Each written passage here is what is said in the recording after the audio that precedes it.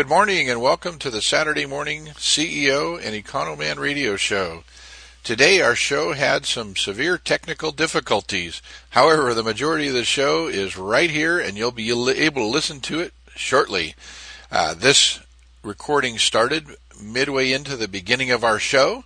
So, Dewey, take it away. Be available for small businesses to differentiate between services for larger businesses as opposed to startups. Well, I think one of the new things that's happening out there, and I think we talked about it in a previous show, is instead of the traditional loans or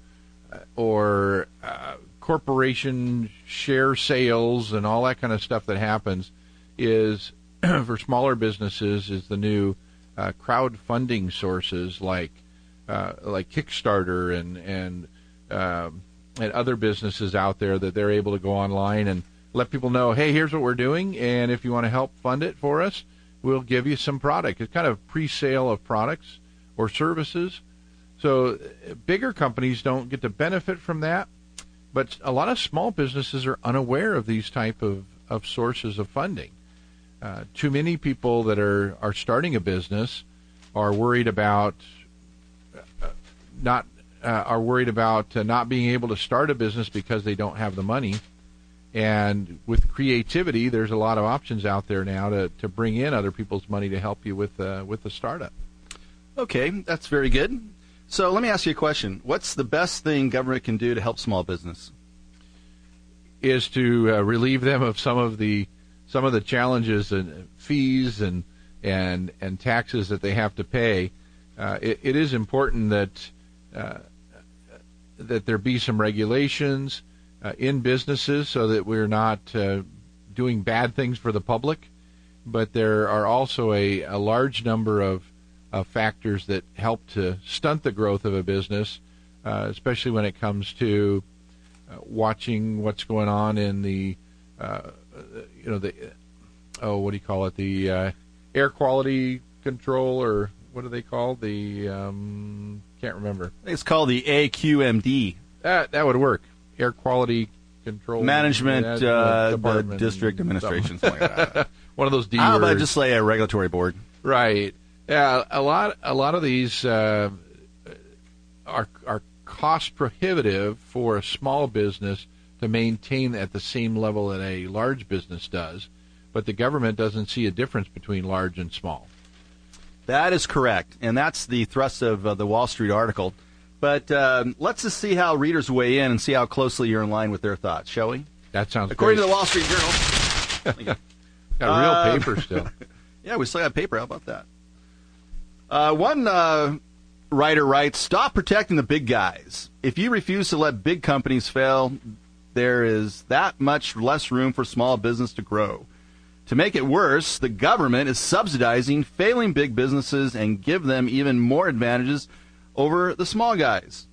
Here's another one. The government needs to tell its commercial lending regulators to back off slightly and give internal underwriters the room to allow a little risk in the bank's commercial loan portfolio. Here's another one.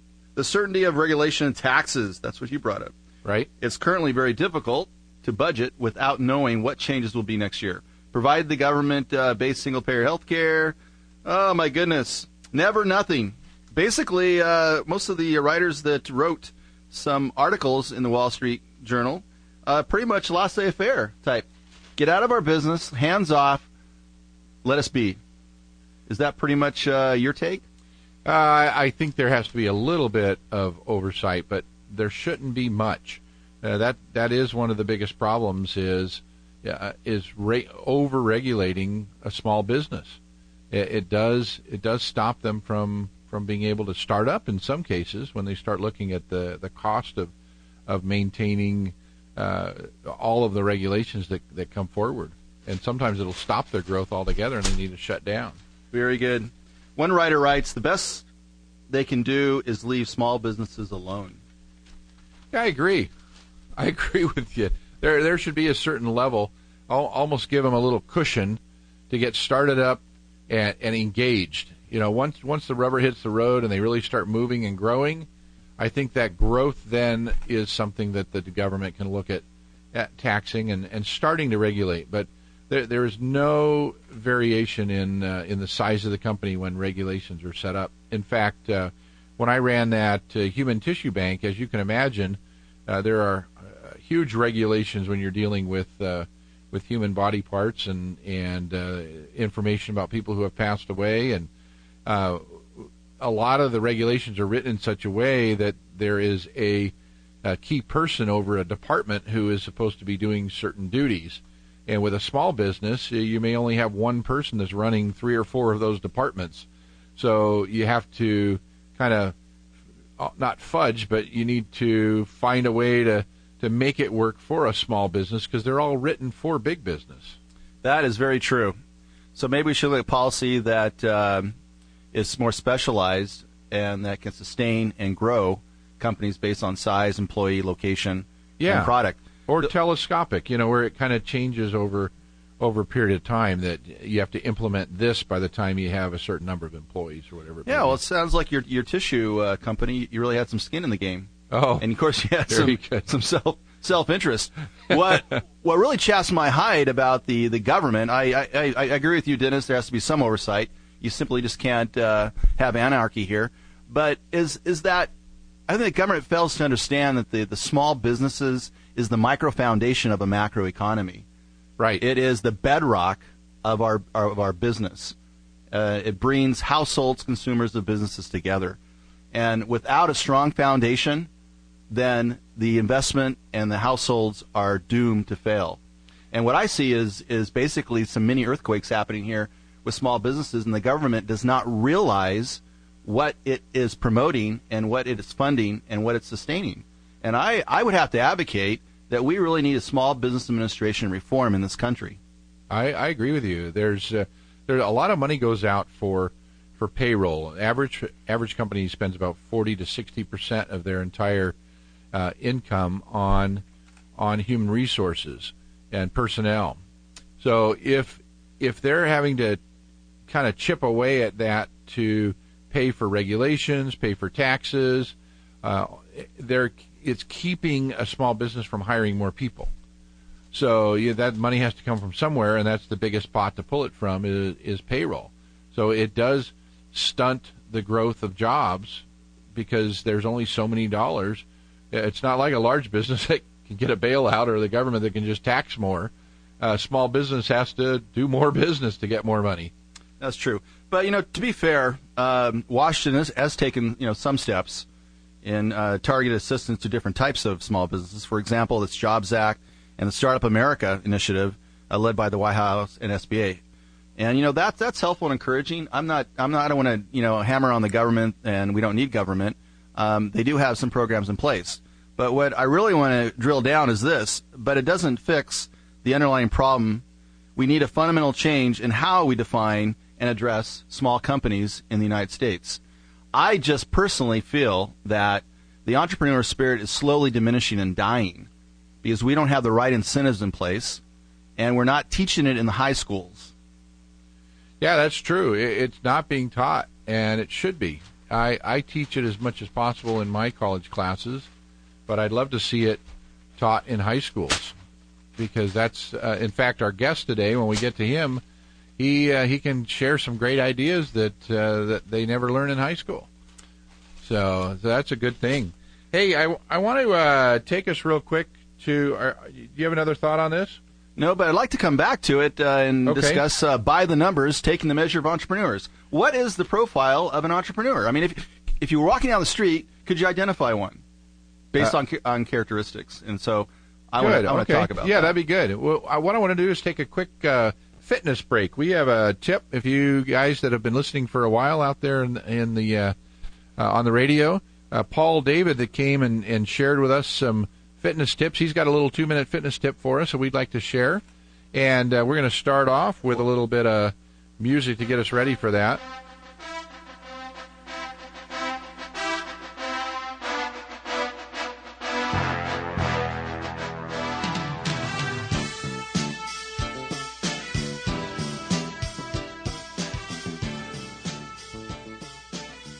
Good morning, Dennis and Dewey. This is Paul David from Elevate Fitness Studio.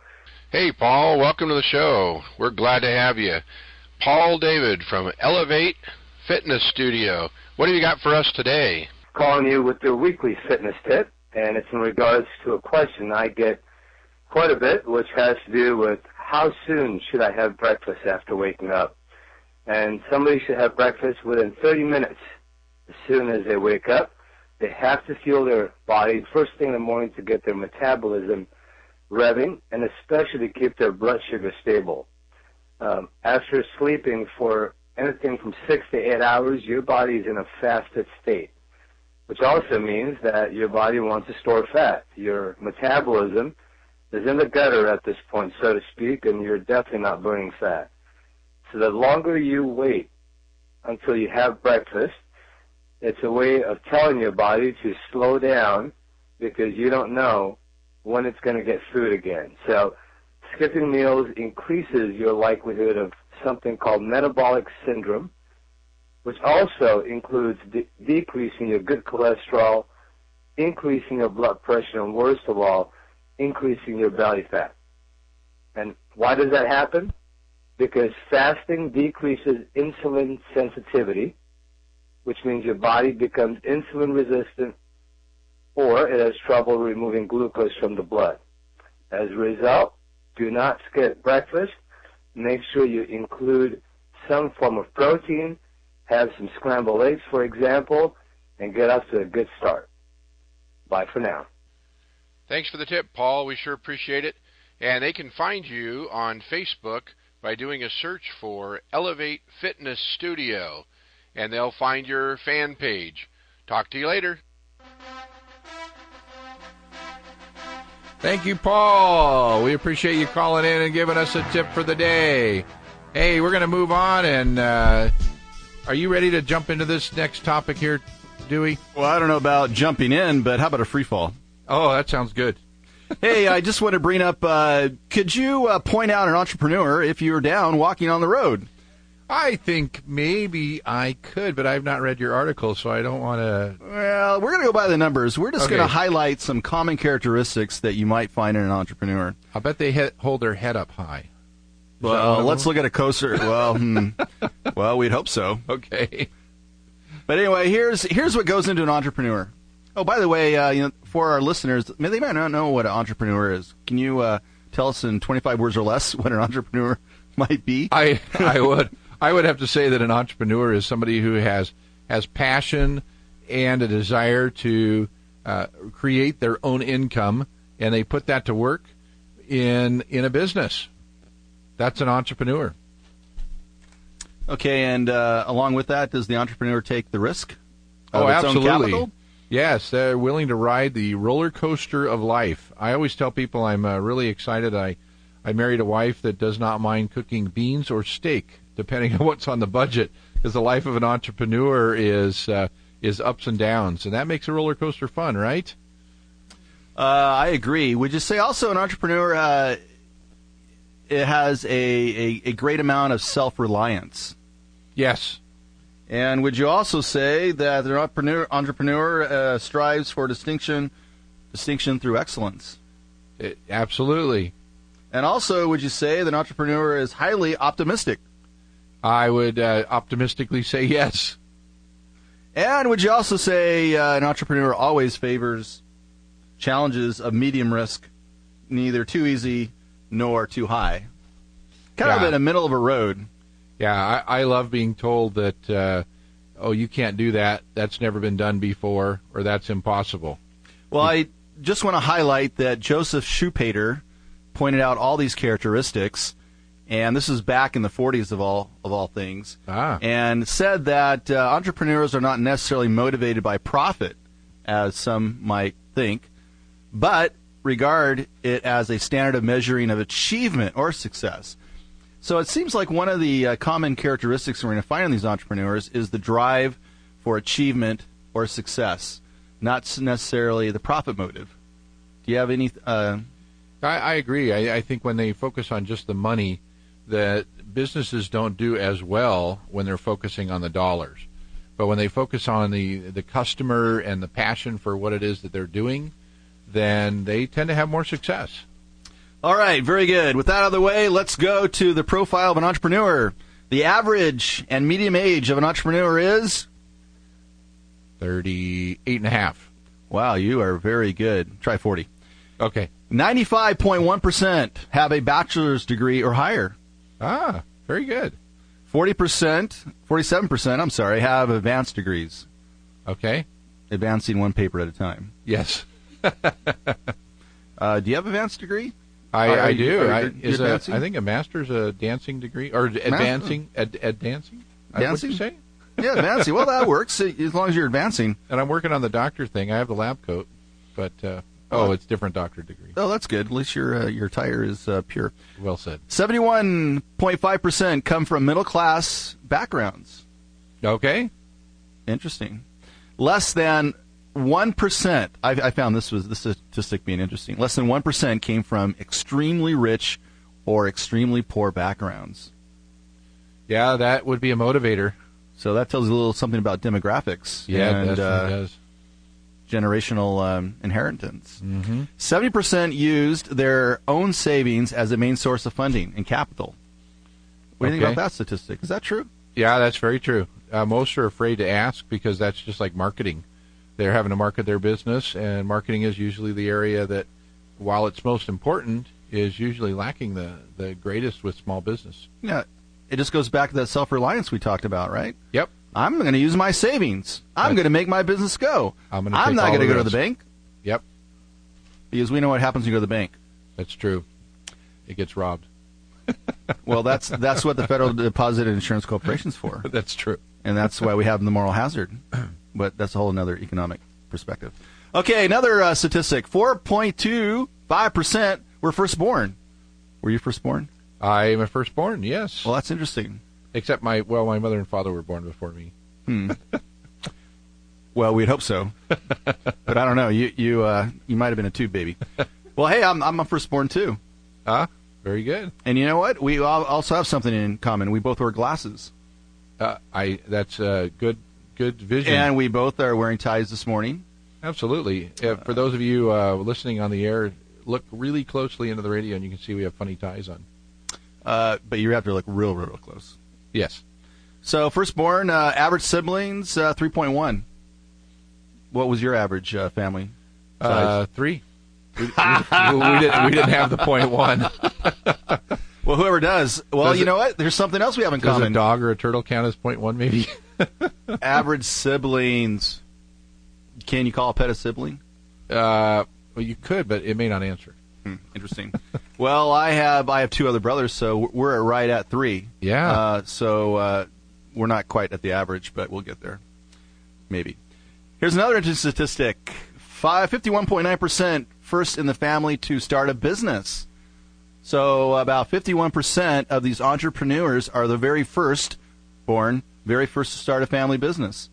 Very good. Can you beat that? Are you in that statistic? My father actually had a auto repair business. Taught me some stuff there too. He bought me. I got to tell this real quick story. Time's up. Okay. Time to move on. Hey, thanks a lot. Nothing's quick with you. He bought me the most popular starter that everybody needed for their cars, and I sat on it waiting for a customer to come so I can make a little profit on it. Bought it at wholesale and was going to sell it at retail. And he said he sold at least 1 or 2 of them per month. And I think it took about 8 months after I bought that starter. I finally did make a profit, but it was definitely a long-term turnaround. Nonetheless, it's a good startup. Oh, well said, well said. So anyway, moving on to the profile here, 6.9% were married when they launched their first business, and 59.7% had at least 1 child. 73% think luck is an important factor in the success of their venture. I disagree. Right place, right timing. The harder I work, the luckier I get. Well, my mantra is work harder. No, work smarter, not harder. Well, I almost work smarter and harder. Got lucky there. Highest rates of entrepreneurship. Oh, here's a trivia for you. I want to see if you can get this right, CEO man. Highest rates of entrepreneurship name the 3 states in which there is the highest rate of entrepreneurship. Oh, gosh. 10, 9, 8, 7, 6. Arizona, Utah, and New York. I don't know. Wow! Congratulations! You are in the bottom 20%. You got Arizona right. The other 2 are Texas and California. Oh, wow. Even though California's a blue state, they are one of the top states that produce entrepreneurs. Well, there are red counties. Well, they're surrounded by them. Okay, lowest.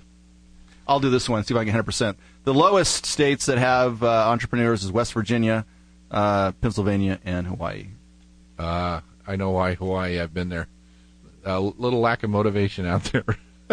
Kind of like Greece. Yes. And that is going by the numbers regarding some characteristics about the entrepreneur profile. So next time you're walking down the road, remember these stats and see if you can point them out. Excellent. Sounds good. Hey, let's go to some commercials or some public service announcements for you.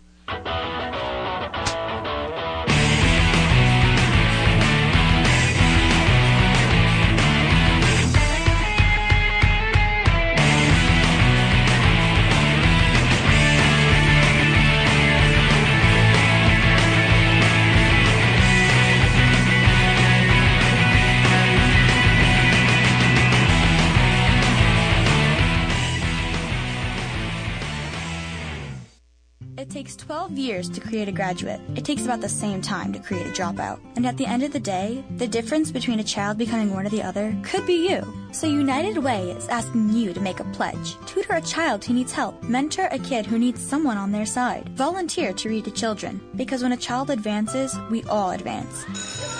Be a reader, tutor, or mentor. Give, advocate, volunteer. Live United. Take the pledge now at liveunited.org. Brought to you by United Way and the Ad Council. I need to tell you about my 2 very best friends, Dewey and Dennis, about their new radio show. It is being broadcast from Mount San Jacinto in beautiful Southern California. It's called the Saturday Morning CEO and Economan Radio Show. You know what, Dewey, he is a college economics guru, and Dennis was a real-life CEO of a $1 million company. What I like best is they explain the economy so even I can understand this, and they help people grow their business. They have guests on that own their own companies and also community leaders. They take callers on live radio Saturday morning from 8 to 9 a.m. on AM 1620 locally, and of course anywhere else live on the internet. It's SaturdayMorningRadio.com. Do what I say and listen to my very good friends every week. I give you my personal promise you will learn stuff. And you know what? They actually kind of make my side hurt when they did all the jokes. You need to just listen to them once, and I guarantee you, you'll be back. Hey, there's my son. Hey, Dad. What's wrong with your voice? There is nothing wrong with my voice. Well, it's just sort of. Hello, Dad. Susan? Guys, I think it's about time to get in the car and maybe see some green things. What are these green things you speak of? This weekend, unplug. Getting closer to nature can get you closer to your family. To find the forest nearest you, go to discovertheforest.org. Brought to you by the U.S. Forest Service and the Ad Council.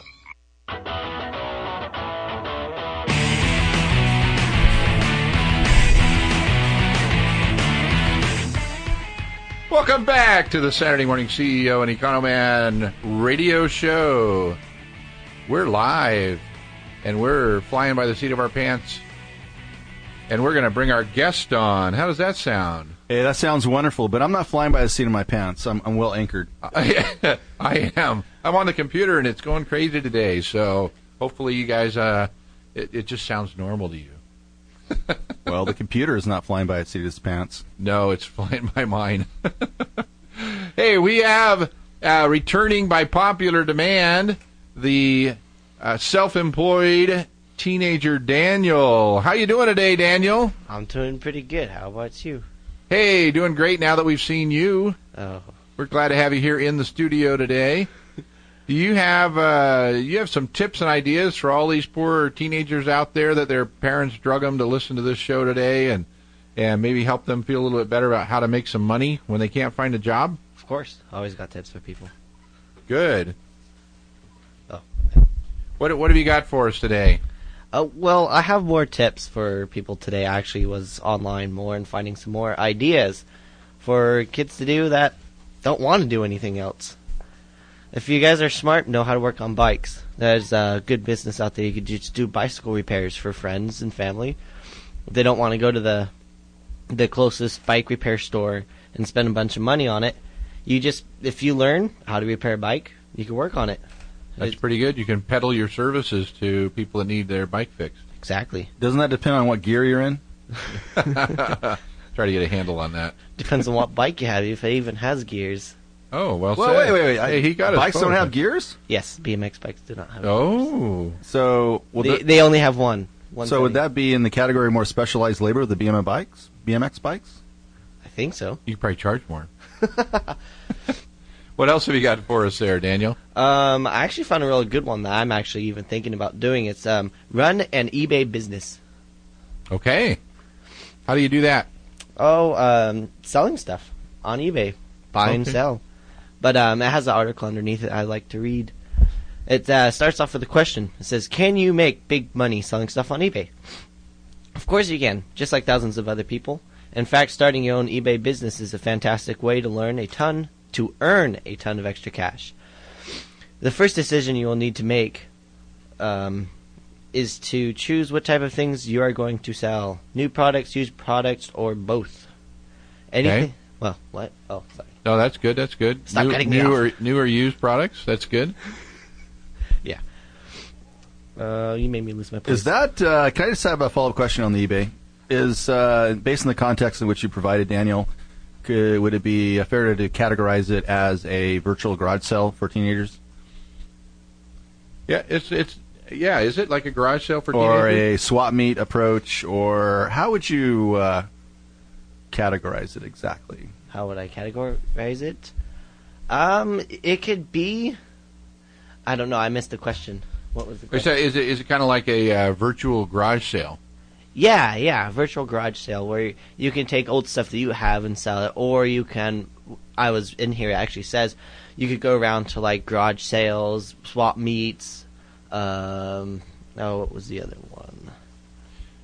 You know, I saw a business. I've seen a couple businesses. They haven't lasted long. They had a storefront where people could bring their products in or their items that they wanted sold, and they would actually take the pictures and put them on eBay for them.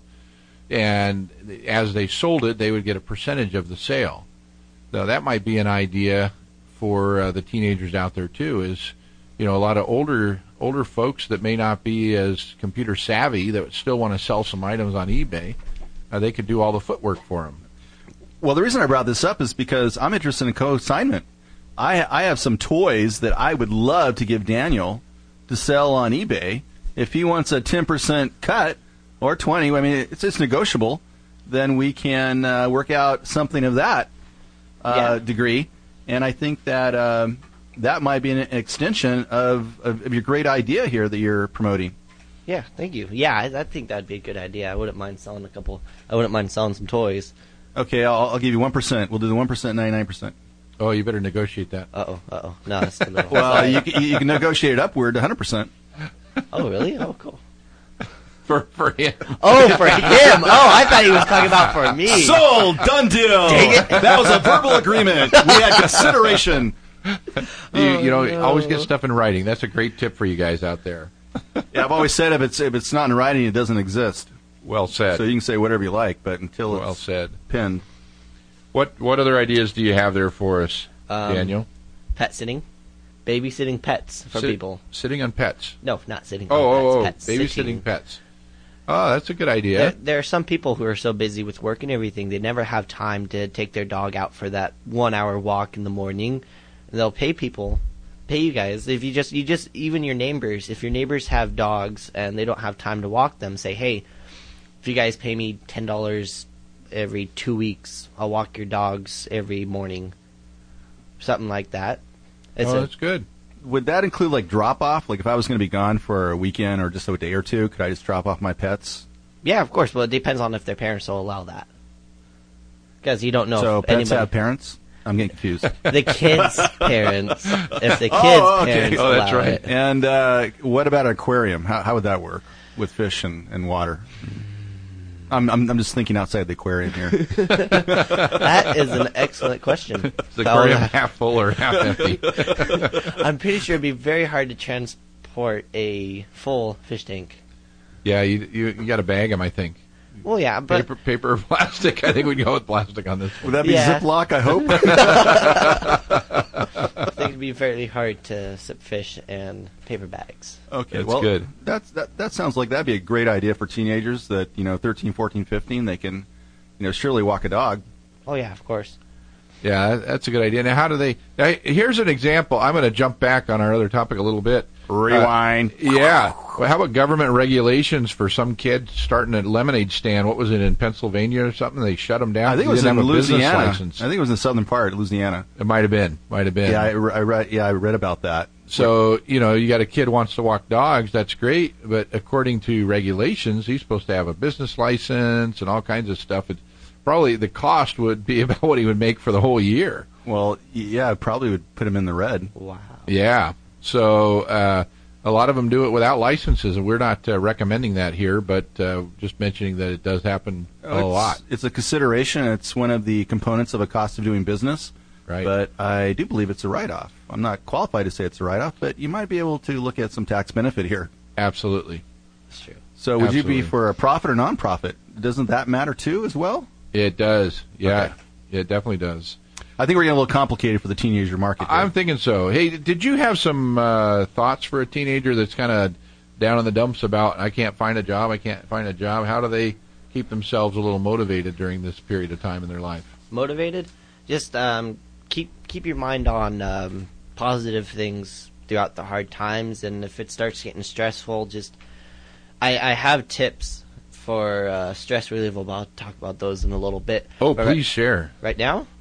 Oh, or you have something else you wanted to share first? Well, no. You just asked me what they can do to keep a positive attitude. Right. I don't think any stress-related things would keep a positive attitude. Oh, relieving stress? Yes. That's let's go with that those. helps. Yeah. I'm stressed out this morning with all those technological glitches. Then I need a stress reliever. Well, right now I have 7 tips for you to relieve stress. Excellent. First one, allow plenty of time. Being too busy is a big source of stress. Okay. The second one is exercise. It's a great stress buster. That's good. I've been doing that. I did the Wobble Gobble challenge on Thanksgiving morning, so I had a guilt-free meal of our farm-grown I didn't know there was such turkeys. a thing. Guilt-free? Yeah, I had a I've heard of guilt-free fat-free, but Thanksgiving. guilt-free? Yeah, and I worked out Friday, Black Friday. I was spin classing. I remember you came home and you were getting ready to eat pie. I told you no. He kept me away from the pie. Told him you just had a great workout. You're going to eat pie? That's right. What's another tip for us? Get plenty of rest and eat well. You'll be able to handle stress better when it comes up. Very good. What else you got? Discuss your problems with a friend or a family member. There's this problem I've been wanting to discuss for some time, Dennis. So Yeah, good. Is this the appropriate time? Yeah, I think. I've got a dump on somebody. It might as well be you. Blah, blah, blah. I regret even mentioning the blah blah. Yeah, I'm sorry about that. Okay. You can keep bringing that up too. That's another tip for us. Oh, another tip. When stress hits big, take a time out. A few minutes away from the problem can help. Go for a walk. Can you use that in parenting? I've tried timeouts before with our children. Yeah. Does that alleviate my stress or theirs? I think this is a different type of timeout. You're putting not yourself into timeout. Okay. So parents need timeout too. Hey, when you need to. If you feel like giving yourself a timeout, go for it. Get a bigger nose, need a bigger Sorry, corner. I'm in the stress box this morning. I cannot communicate. I'm cuddling my teddy bear. Go away. What else you got for us I there, thought Daniel? you were older than that, Daniel. Shut up. Nobody knows. Breathe deeply. Slowly in, slowly out. Think of something pleasant. Oh, sorry. I went on the sleeping thing again. That's twice you've done that. Were you thinking something pleasant? I was. And then if it gets really hard, ask for help. If you feel like your stress is too much, talk with your family, a friend, or even a counselor if it gets really bad. That does. Those are some definitely good tips. teenagers do go through a lot of challenges, let alone the job situation right now. If they're trying to get a job, there's a lot of negativeness that comes as they go walk into every business and they say, I'm sorry, but you have to apply online, or no, we're not hiring. So they have to deal with a lot of rejection. Oh, I go through it all the time. I went to Lowe's and I was talking to somebody. They go, oh, yeah, we're hiring people to run registers right now. I went online, did the application, said, sorry, we're not hiring. So Lowe's, did you guys hear that? He tried to get in. You could have had the best teenager in the world working for you, 19-year-old, almost out of the teenage years. So call us and hire him. Should. I need a job. I wonder how Lowe's would feel about that. Yeah, they might feel a little low. Well, they may call in. Yeah, they might. Time to wake up. Well, good. Very good. I think those are some great tips for us to help move us along. And speaking of moving along, I think we need to play a couple other PSAs here and then get into our last topic for the day. So, Daniel, thank you for coming in. We're grateful. Are welcome. A bunch of teenagers listened in today, and you are their idol now. Well, good. The American teenager, self-employed teenager idol. Wow. So, you must have a lot of stress, Daniel. I do. People are looking up to you. You better take a time out and take a nap. Take a deep breath and pause and rethink the day. Nope, not working. Sorry. That's right. Well, we're going to move on. We'll be back with more.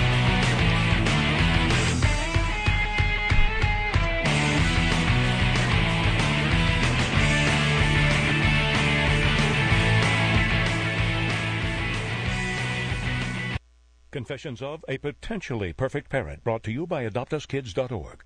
I don't know how to talk like a parent. Don't make me come back there. You see what I mean? It's pretty awful. Try it again. Don't make me come back there. Now that's pretty good. That one kind of sounded like my dad.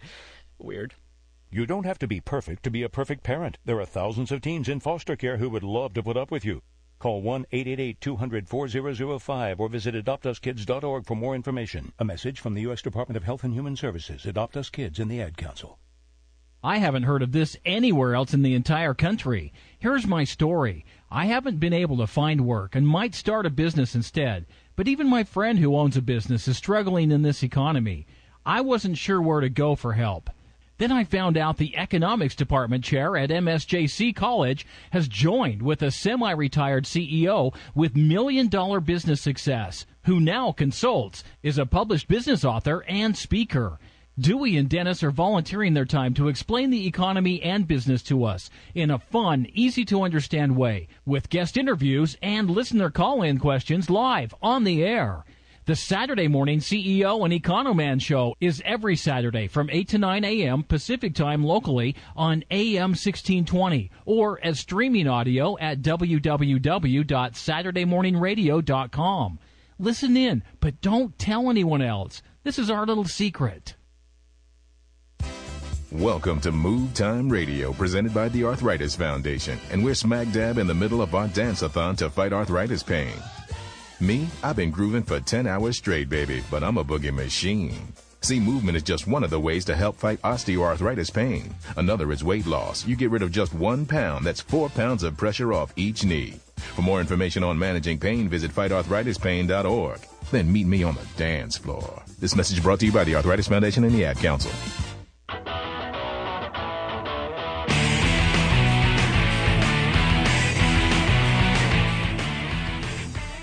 Welcome back to the show, Saturday Morning CEO and Economan. Have we got more for you, jam-packed in the last 15 minutes of the show? And it's jam-packed. We're going to bring up the Economics Insider. These economies that are going to dominate the world in 2050. Do you remember last Saturday, who was ranked 50th, the economy, Dennis? Do you remember? Yes, but I can't tell you. For some reason, it was the Portuguese economy. They were ranked 50th. So they'll be in the top 50, even though they'd be ranked 50 as being the top economy. I do remember Portugal. Very good. Yes, I'm not going to say that word. Okay, number 49 is the Czech Republic. What's the size of the economy? I'm glad you asked. What size is the economy? Well, in terms of dollars, $342 billion worth. Okay. Income per capita is $32,153. Here's some little more details. Income per capita in the Czech Republic will largely follow growth rates of the entire Central and Eastern European market, staying above about 4% for the next 30 years. You know, that's a pretty good growth rate of 4% in the next 30 years. The U.S. minimum goal to grow our economy is 3%. Right, minus all the debt. Nope. Just looking at growth rates. Okay. We're not going to talk about assets and liabilities. No. Okay, number 48. Number 48. So Czech was the 49th economy that will dominate the world in 2050. What is the rank number 48? 48. I'm going to guess Norway. Oh, you are so good. Wow. Man, you make up for that 33% that you got on the entrepreneurship's question about Arizona, California. Anyway, Norway, you're absolutely right. Norway, the size of the economy in 2002. I won't talk about base year dollars. That's boring. Anyway, the size of their economy is $352 billion. Income per capita, wow. Wow, no way, Norway. Did you want to read the cue card? What's their income per capita? Their income per capita is 300 and something. I don't know. Okay, I'll read it. That's $59,234. So the average person is earning $59,234. Wow. What about the non-average person?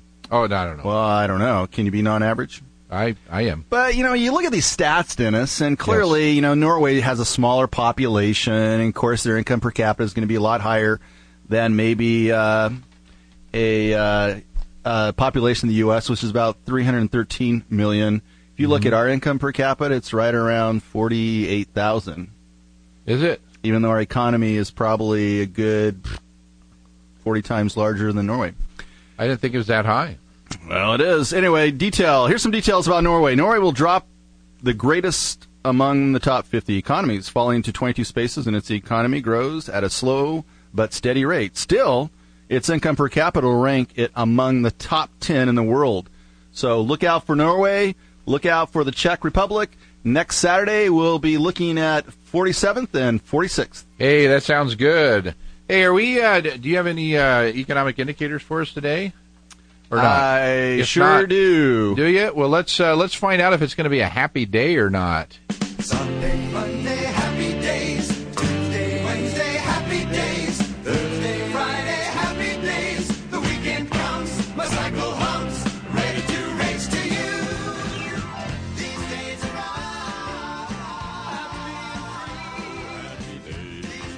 Happy, happy, happy. Let's find out what kind of economic indicators we have today. Hey, topping the cells is Turkey. Okay, excellent. Yes. Did you realize that Turkey was 5% in terms of prices were down from last year? No, I didn't realize that. We raised our own turkey, so we were just worried about the price of feed. Yes, feed and water and all that good stuff. What about your time and labor? And the price of the hatchet. Oh, there you go. And any other surgical instrument. Yes. Hey, one economic indicator that's out there is housing starts, formerly known as the new residential construction. What is it? It gives an approximation of the number of housing units on which some construction was performed during the previous month. So why is it important? Housing starts are highly sensitive to changes in mortgage rates, which are affected by changes in interest rates. Although this indicator is highly volatile, it represents about 4% of our annual GDP, Dennis. And it signals changes in the economy and the effects of current financial conditions. Analysts and economists know to watch for long-term trends in the housing starts. Where does this data come from? I'm glad you asked. The U.S. Department of Commerce and U.S. Census. U.S. Census. House of Commons? Well, House of Commons. But that could be a tragedy. Tragedy of Commons. Okay. Yes. Blah, blah. Yeah, comedy. Okay, tragedy. U.S. Census Bureau releases the data monthly within the 2 or 3 year weeks after the end of the reporting month. So looked at some data in Riverside and San Bernardino County about housing starts, and housing's up, and the average median price of houses are up by about 17% in the Riverside County. Last year, the median price of houses were running around $187, $190. This year, they're running around $220 or so. It's coming up. So we'll see if it's sustainable.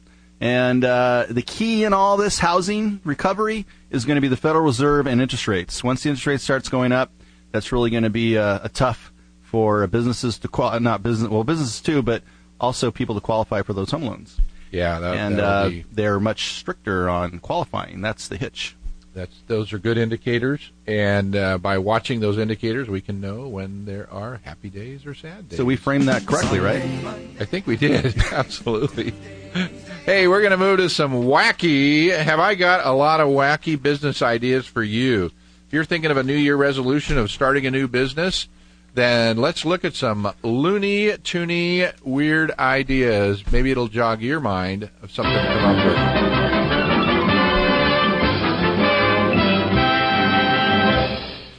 Hey, let's start off with a very interesting one. Let's see if my wife is listening to the show. I could be in trouble for reading this one. This is it's a dating website with quite a different approach. It's for married people, happily married people that are interested in dating somebody else. Of course, it's very wrong. Cheating is bad, but they have 3.2 million members. Is that crazy or what? That is pretty crazy. Yeah, I'm. Yeah, for us two married guys, we'd be in trouble. Well, I wasn't going to go there. I was going to say, for you single folks out there, you might want to. No, this one's only for married folks. Isn't that weird? Okay, let's move on. I have no comment on the matter. I'm going to move right into what we're talking about. Dog poop scooping. What's the difference between dog poop and dog dung? I don't know. Location. East Coast and West Coast. All right, Matthew Osborne runs pooper-scooper.com and started his business. It has made him a millionaire. Can you believe that? 100,000 dogs within 15 miles of his home. The business took off slowly. Despite the dirty work, he continued satisfying his customers. He gets to work outdoors in some of the nicest backyards in Ohio. And he's got about 700 regular customers, serves about 3,000 clients. Today, he's the Pet Butler. It's the largest pet waste removal service in the country. Well, it sounds like rather than scooping dung, you're scooping some dollars here. Absolutely. And, in fact, there's another idea that was shared by the author of this article was some of you might want to try this if you don't like cleaning up after a dog. How about people? Come on in. Oh, no. We're not going there, are we? No. Are we going to waste management systems? No. Just to the tub and the sink and the toilet in the bathroom. Come in once a month and power clean that, scrub off the lime and power wash all the bacteria on the tub and everything else for people and charge a fee there. There's an idea for you that you could really clean up. Scrub a dub in the tub. Yeah, that's right.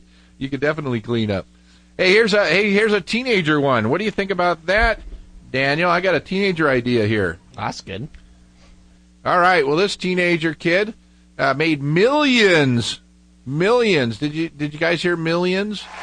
Yeah, I thought you might like that, of dollars selling jam from his grandmother's recipe. When Fraser Doherty was 14 years old, he started cooking with his grandmother in their Scotland kitchen. By age 16, he left school to work on his jam business, Super Jam, full time. And Super Jam sells around 500,000 jars a year. It currently has around 10% of the UK jam market. Wow. Isn't that incredible? Today, Doherty's steak is now worth, not the steak you eat, but the steak in the business, is worth $1 to $2 million and rising daily. Wow. So jam out and preserve those dollars. Well said. And, well, I'm not done yet. Oh, let's start jamming. Let's put a lid on it. Or preserve it. Well, this one I shared before, but I thought it was so funny I thought I'd share it again. Eyewear for the pet dog. Do you remember that one? Old Reggie and Kelly. Yeah. Had lots of vision. I remember it well. Yeah. They've got all kinds of cool stuff. They started off with goggles for the dog. You ever seen a dog on the back of a motorcycle or sticking his head out the window? Yes, I have, and I can't quite discern if they're really, really happy or just really, really sad. Yeah, it's hard to tell, but if they're wearing goggles, you can see if their eyes are happy or not. So you can get goggles for your dog.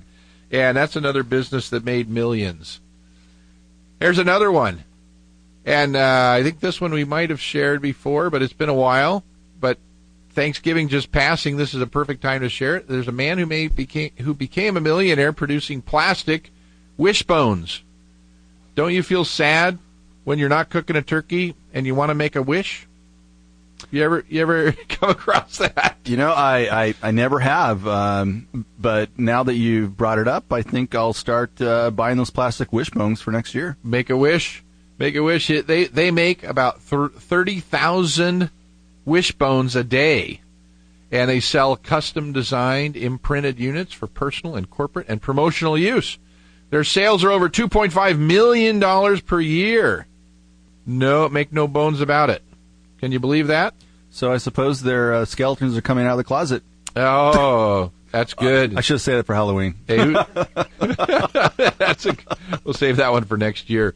We got a turkey running around the room. Let's use a wishbone and make it happen. The Make-A-Wish Foundation, a different meaning here. Hey, maybe they can... Oh, never mind. I'm just thinking of a joint venture. Share your thoughts. Share your shots. Joint venture, the plastic wishbones with the Make-A-Wish Foundation. Huh? Well, maybe they want to line up with the Wishbone dressing line. Could be. Oh, I like that. Good tie-ins. That dresses it up a little bit. All right, how about the guy who created a company that provides excuse letters to miss work? Would you like that? Well, that's our problem right there in productivity. Oh, my goodness. The Excused Absence Network provides all the excuse letters you need for just $25 per note. These notes, which could appear to come from a professional doctor or hospital, even fake jury summons, or authentic-looking funeral service programs with poems and pallbearers. How is that possibly legal? You're hiring somebody to write a professional excuse letter either from a doctor or a lawyer? I don't get it. It says it looks like it, so maybe it's just immoral, not illegal. Oh, so it's bogus? It could be. Fake excuse? They are fake excuses, yes, and they pride themselves in their fakeness. So let me see. So you get a fake excuse, and is that after or before you've exhausted all your personal necessity leave and your other excuses? Yeah, I think your grandmother can only die 3 times. That's about it. So business... Well, pull the wishbone out on that one. He started the business... with about $300, runs it off his laptop in a small Oklahoma town, and his site gets about 15,000 hits per day. Now, are those from the employed or the unemployed? I've been on a 26-week leave of excused absences, but hey, I still get my unemployment benefits. Well, let's say they start out employed, and by the time they hand in that fake note, they're probably unemployed. That's the transition period there. He probably has them pay in advance since he knows they're going to lose their job. All right, last one here is the girl who makes $1.5 million by making MySpace layouts. 17-year-old high school dropout made more than $1 million. Another high school thing. What do you think about that, Daniel? I don't know. That's what I thought you might say. Anyway, she has earned as much as $70,000 a month and owns a website that attracts over 7 million monthly visitors and 60 million page views. Is that amazing? Very good. So Very good indeed. Those are our loony, wacky business ideas. Now, you don't have to do them, but maybe something similar. Maybe it'll jog your memory or jog your, not your memory because you didn't know about them before, jog your creativity. Those are the loony ideas for the day. Well,